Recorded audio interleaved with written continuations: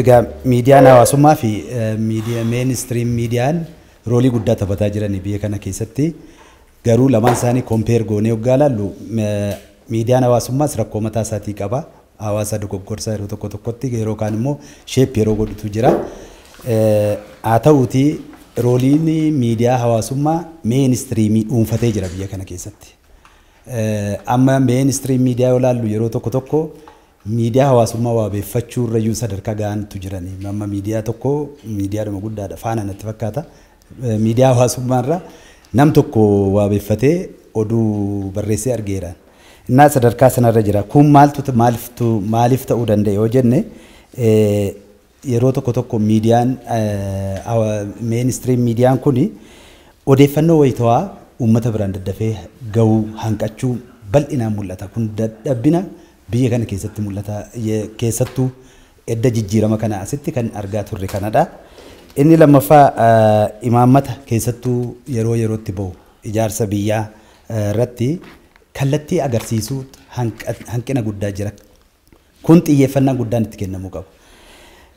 Uummanni burjaaja'ee amma uummanni gadi baatanii wanni jettan garamitti deemaa jirra maaltu hojjetamaa jira jedheetu uummanni burjaaja'ee dhaabbatee yeroo dhaabbate argita jechuudha.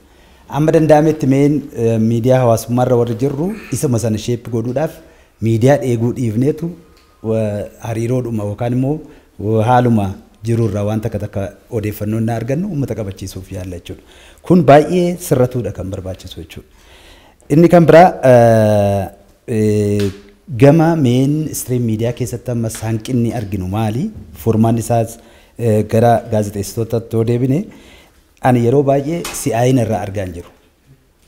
Gaazexeessaan mataan isaa si'aayina qabaachuun hedduu murteessaadha waan kana hojjechuu keessatti. Miindaa waan kaffalamuuf qofa isteeshina sana keessatti tajaajila kennuu hin qabu. Waan aktiivitiin gama miidiyaa hawaasaatiin wanni ta'u sana cabsuudha qabani. Yookaan dhugaasaa baasanii yookaan wanni godhanii sirreessuudha kan barbaachisu. Kan biraa fedhiidha. Fedhii biratti kaka'umsi barbaachisaadha. Dandeettiin barbaachisaadha. Yeroo yerootti rakkoolee kana irra dhufuudhaaf immoo gama mootummaan hanqinni jiru maali?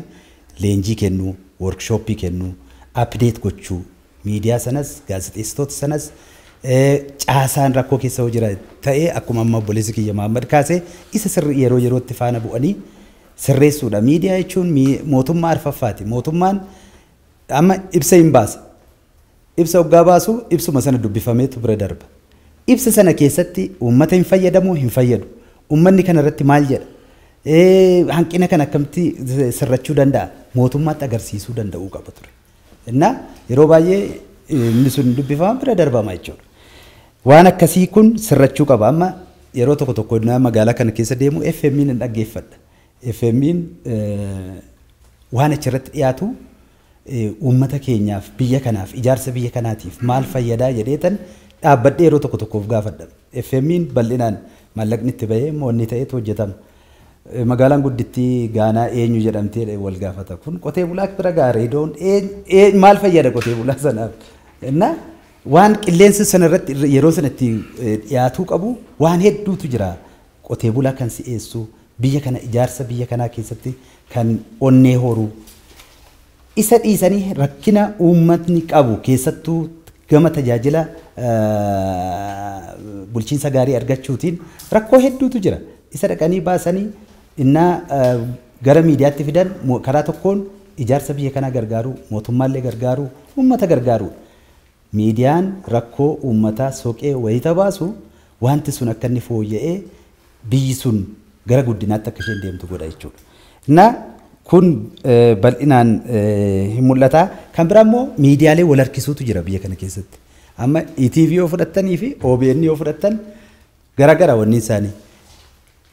Gaazexeessaan akkuma amma Mahammad jedhe itiksiidha. Inni guddaan hidhannoo isaa itiksii fi dhugaadha. Faaktiidha.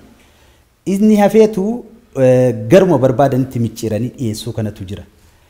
Kan biyya simba kan biyya diigu akkuma silachirraa ibsamaa ture kan saba gargar baasutu gaggeeffama jechuudha. Kun hunduu fooyya'uu qaba gama mootummaatiin sirreeffamuu caasaa sana keessatti ilaalamaa jechuudha inni kun.